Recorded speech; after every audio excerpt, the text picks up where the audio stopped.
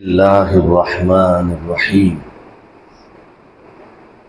عن عبد الله بن مسعود عبد الله بن عمر رضي الله تعالى عنهما أن رسول الله صلى الله عليه وسلم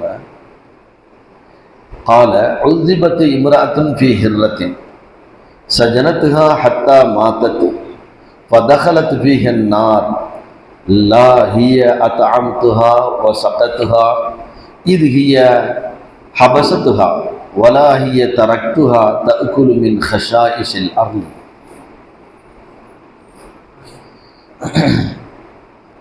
அப்துல்லா இப்னு Umar ரலியல்லாஹு தஆலா அன்ஹுமா அறிவிக்கின்றார்கள்,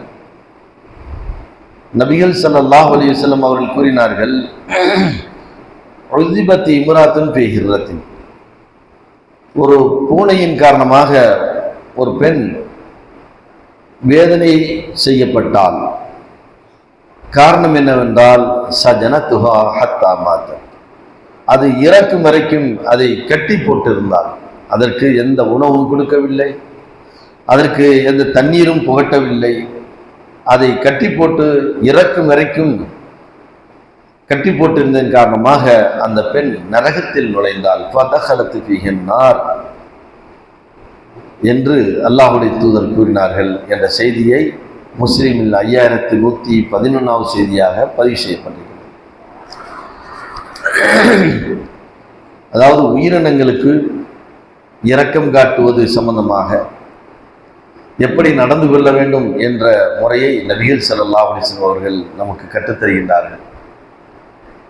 பொதுவாக பூமியில் இருக்கக்கூடிய மனிதர்களாக இருந்தாலும் சரி, உயிரினமாக இருந்தாலும் சரி, எதுவாக இருந்தாலும் சரி, அவைகளை நாம் என்ன செய்யக்கூடாது, விஷம் தரக்கூடிய உயிரினங்களை தவிர மற்றவைகளை அதை துன்புறுத்துவதற்கு நமக்கு என்னல்ல அனுமதி இல்லை.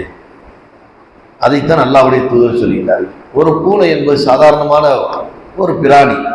அந்த பிராணியை கட்டி போட்டதன் காரணமாக உணவு கொடுக்காமல், தண்ணி கொடுக்காமல் கட்டி போட்டதன் காரணமாக ஒரு பெண் நரகத்திற்கு சென்றிருக்கிறாள் என்று சொன்னால், இத்தனைக்கும் அந்த பெண் நல்ல பெண்மணி. இன்னொரு பெண்மணியுடைய சம்பவம் வருகின்றது. அவள் ஒரு விபச்சார பெண்மணி. அந்த பெண்மணி தெருவிலே நடந்து சென்று கொண்டிருக்கும் பொழுது ஒரு நாய் மிக தாகித்திருக்கின்றது. ஒரு கிணத்திலே எட்டி பார்த்து கொண்டிருக்கின்றது. அப்பொழுது அந்த பெண் என்ன செய்தாள் என்றால், தன் துணியை எடுத்து தண்ணீரை நனைத்து அந்த தண்ணியை நாக்கிலே, அந்த நாயுடைய நாவிலே என்ன செய்தாள், குளிந்து விட்டாள். அதன் காரணமாக அந்த பெண்மணி சொர்க்கம் செல்கின்றார். அல்லாஹ்வுடைய தூதர் இன்னொரு செய்தியை சொன்னார்கள், இரஹமு மன் ஃபில் அர்லி, பூமியில் உள்ளவர்களுக்கு நீங்கள் இரக்கம் காட்டுங்கள். மனிதர்களாக இருந்தாலும் சரி, மற்ற உயிர் பிராணிகளாக இருந்தாலும் சரி, எதுவாக இருந்தாலும் சரி, என்ன செய்யணும், இரக்கம் காட்டுங்கள். இரஹமுக்கும் மன் ஃபிஸ் ஸமாஇ, வானத்தில் இருப்பவர்கள் உங்களுக்கு இரக்கம் காட்டுவார்கள். வானத்தில் இருப்பவர்கள் யார்? மலக்குகள். அவர்கள் உங்களுக்கு என்ன செய்வார்கள்? துவா செய்வார்கள். உங்களுடைய நன்மைக்காண்டு துவா செய்வார்கள். நீங்கள் சொர்க்கம் செல்வதற்கு துவா செய்வார்கள். உங்களுடைய பாவம் மன்னிக்கப்படுவதற்கு துவா செய்வார்கள்.